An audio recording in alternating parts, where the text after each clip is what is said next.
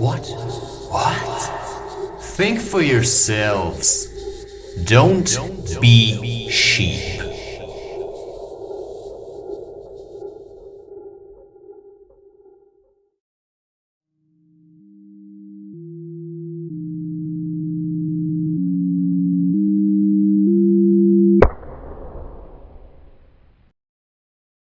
Escape the age.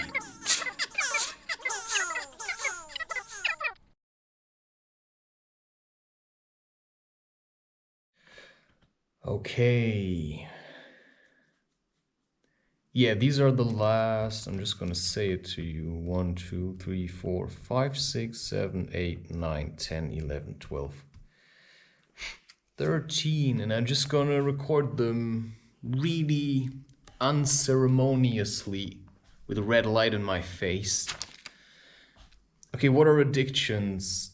So last time I talked about what are vices. Well, addictions is just stuff you think you need or you got used to having around. You know, you could say you're addicted to water, and you could say you're addicted to life. You could say you're addicted to being loved. You know, there are people that are addicted to cars. I'm addicted to clothes and eating. So addictions are also sometimes things that just keep you sane and going. And the question is, of course, where are you going and why do you think it has to, continue? What's your mission? What's your purpose? So once you have a purpose, you can actually start sorting out the addictions. You know, it's like Cinderella sorting out the peas from the beans or something, or the lentils, whatever. So you have to look at, what are the habits you took over from others and what are the habits that actually work with your spirit. Now, I've adopted smoking for some time, tobacco especially, and it helped me for some time, or so it seemed. Part of me just did it to learn the lesson. I can't really say that it really changed me other than, well, okay, I kind of had the feeling it helped me with my art, but I did my art before also, that kind of seducing, it's like seduction, right? An addiction is seducing you into, so that you believe you need this, and then you have to ask yourself, do you want to form a relationship with something, whatever it is, because, it may be symbiosis, but it also may be parasitic.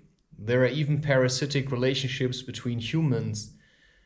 I suggest that the relationship with the father state is somewhat parasitic, because if it were symbiotic, then we'd live in harmony, but we don't, which is why it has to be. That's a tough one. Whoa, I'm living in a parasite. It's not paradise. It's like, no, it's parasite. I think you got that wrong, It's not paradise, it's a parasite. And that's why it's draining out. So maybe it's ignorance that we're feeding. And that's kind of all I had to say. I'm not holding... Oh, wait. Maybe I have to get the remote. I cannot extend my arm to the camera. I'm addicted to gimmicks, which is why instead of just pressing the button, I just have to look for, where's the remote? Where's the remote? I sure hope it still has battery. Well, it's probably not going to connect now, because it's already recording. Sorry, but... it's just a gimmick. So addictions are things that you think you need.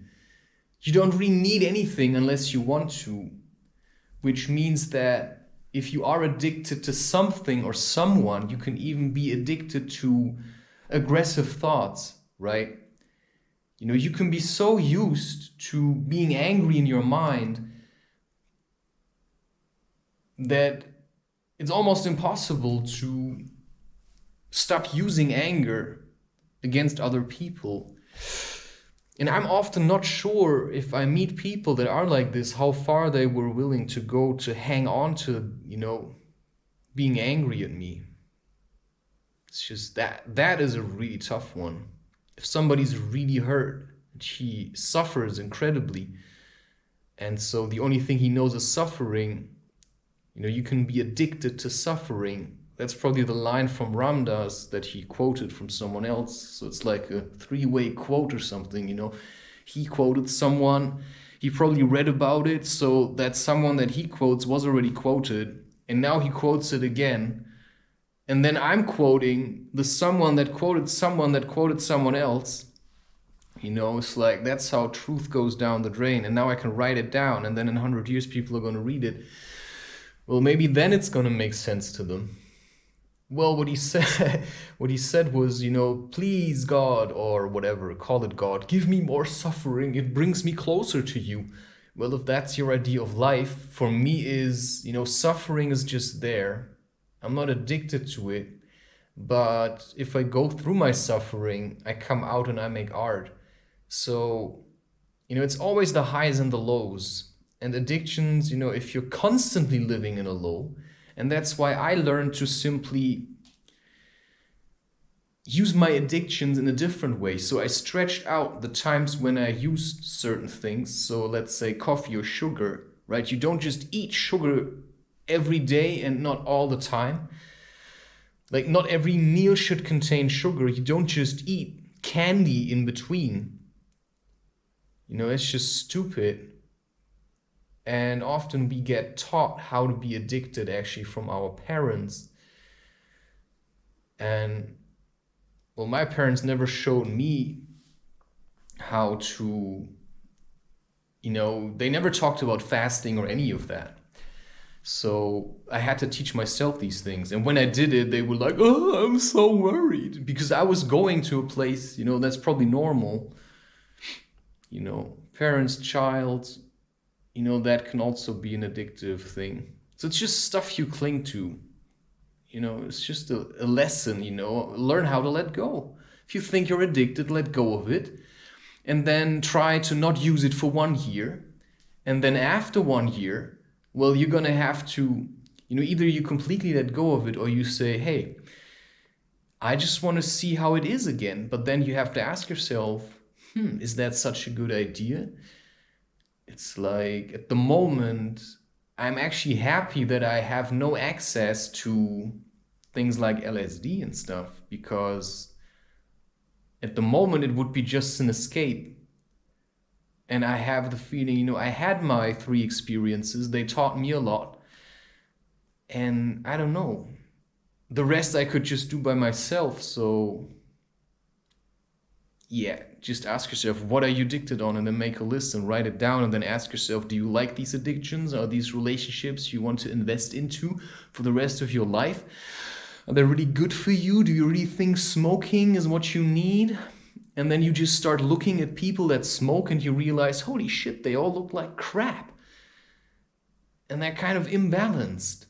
But to just go from being imbalanced yourself to being super happy is basically impossible. I mean, I am supposed to be happy, and I am, but I still feel all this tension in my body. I have back pain, I have stuff in my neck. It's like, it's just getting worse, and then it's better, and then it's gone, and then it's back.